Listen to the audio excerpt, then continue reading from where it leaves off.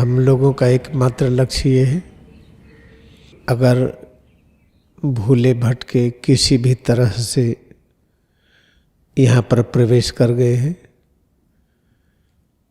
तो इसका सीधा सा अर्थ ये है, इसका अभिप्राय ये है कि परमपिता जो दिव्य माँ भी है, उन्होंने योजना बनाई थी आप यहाँ आए। अब ये सुनिश्चित करें कि हम इस पढ़ाई में पूरी तरह से एकाग्र होंगे और इसी जन्म में हम उस स्थिति में पहुँचेंगे कि हम अनुभव कर सकें कि हम परमात्मा की लायक संतान हैं। ये कैसे संभव होगा? अभ्यास करते जाएं, मन और बुद्धि के द्वारा। बहुत अधिक समझने का प्रयास न करें। जैसे ही समझने का प्रयास करेंगे वैसे ही उलझ जाएंगे अविद्या में, माया में। क्योंकि जो कुछ हम समझेंगे, हमारे समझने का प्लेटफॉर्म होगा क्या? जो हम बचपन से अब तक सुने हैं, पढ़े हैं, समझे हैं, उसी प्लेटफॉर्म पर हम रख करके किसी भी चीज़ को समझते हैं।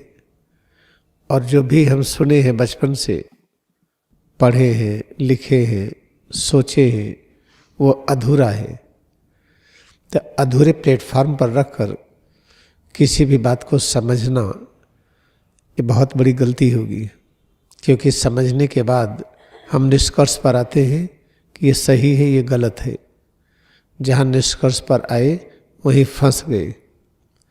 क्योंकि सच केवल एक है कि केवल परब्रह्म का अस्तित्व है।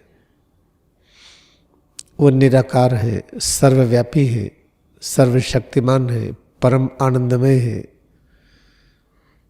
और अमर है। और उनमें इतनी क्षमता है कि माया के रूप में स्वयं प्रकट होकर एक से अनेक रूपों में दिखाई पड़ते हैं।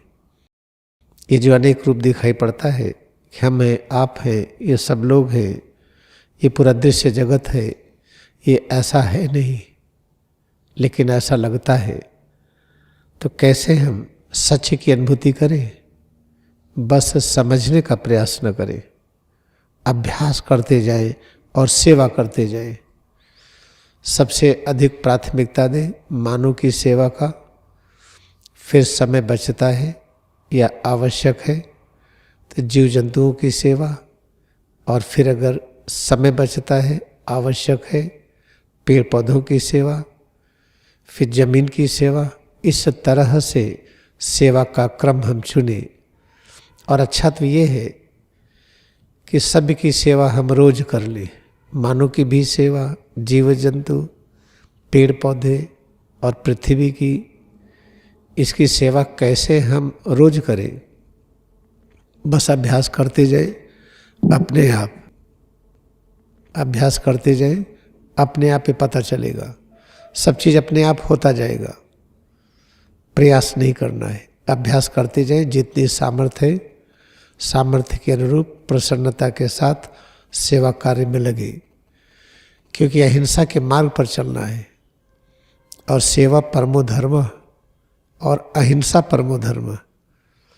अगर दोनों परम धर्म है तो सेवा करना ही अहिंसा का मार्ग है।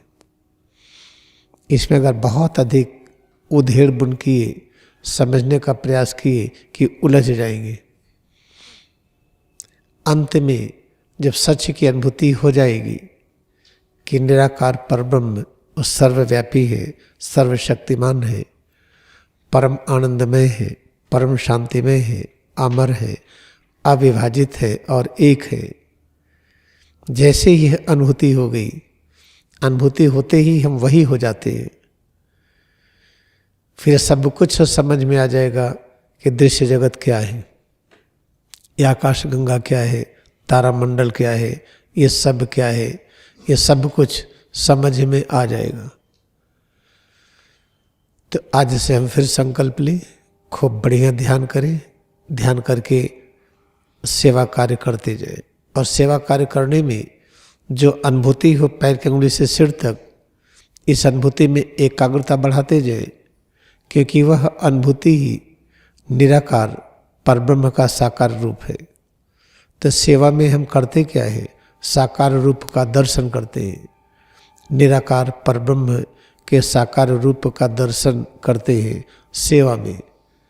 और उनका दर्शन करना ही अहिंसा की अनुभूति है। इसीलिए सेवा परमो धर्म और अहिंसा परमो धर्म।